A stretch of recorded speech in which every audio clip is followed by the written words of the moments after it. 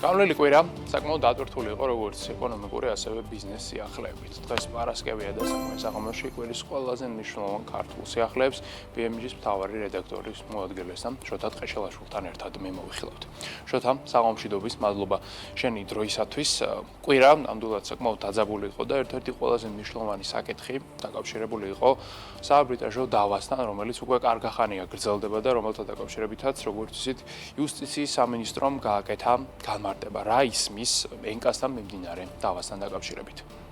დიახ, ჩვენ საარბიტრაჟო დავებთან დაკავშირებით იუსტიციის სამინისტროს ჯერ კიდევ მიმდინარე წლის თებერვალში მივმართეთ იმის დასადგენად თუ რა ვითარება არის ამჟამად ყველა იმ დავასთან მიმართებით, რომელშიც მოპასუხე მხარეს წარმოადგენს საქართველოს მთავრობა და ფაქტობრივად 5 თვიანი დაგვიანების შემდეგ სწორედ ახლა გვიპასუხა იუსტიციის სამინისტრომ ამ დავებთან მიმართებით და მათ შორის ყველაზე მნიშვნელოვანი და ყველაზე დიდი საკომპენსაციო თანხა, რომელშიც არის მოთხოვნილი არის დავა ენკასთან, ნამახვან ჰესის პროექტთან დაკავშირებით, რომელიც გასული წლის დეკემბერში საქართველომ წააგო და მივმართეთ კითხვით იუსტიციის სამინისტროს ამჟამად რა ვითარება არის ამ დავასთან დაკავშირებით მოხდა თუ არა მისი გასაჩივრება ან გეგმავს თუ არა მთავრობა ამ კომპენსაციის გადახდას, სადაც იუსტიციის სამინისტროში ახლა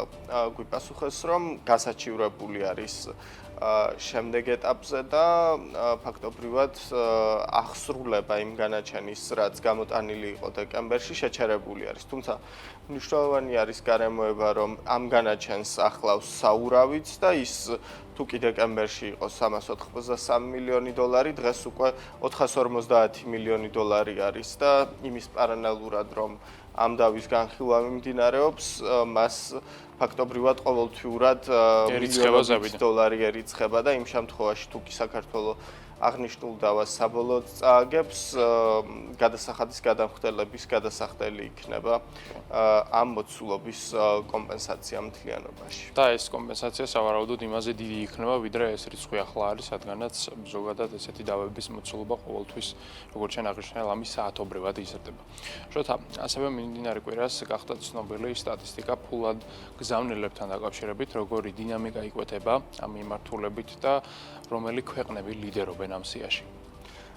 დიახ, გამოქვეყნდა ფულადი გზავნილების სამსახველი სტატისტიკა, რომელიც მიუთითებს იმაზე, რომ 12%-ით არის გაზრდილი გასული თვის განმავლობაში ამ მხრივ გადმორიცხვები საქართველოში და მან 315 მილიონ დოლარს მიაღწია, განსაკუთრებული მატება, ორნიშნა მატება ფიქსირდება ამერიკის შეერთებული შტატებიდან, საიდანაც 59 მილიონი დოლარი გადმოგზავნეს, ასევე ორნიშნა ზრდა ფიქსირდება იტალიის მიმართულებიდანაც, საიდანაც 52 მილიონი დოლარი გამოიგზავნა გასული თვის განმავლობაში. კვლავინდებურად შემცირებული არის ფულადი გზავნილები რუსეთიდან, საიდანაც ივნისში 51 მილიონი დოლარი შემოვიდა, შემდეგ პოზიციას იკავებენ გერმანია და საბერძნეთი. ასევე კიდევ ერთი მნიშვნელოვანი სტატისტიკა, რომლის შესახებაც გავიგეთ ინფორმაცია იყო გასული თვის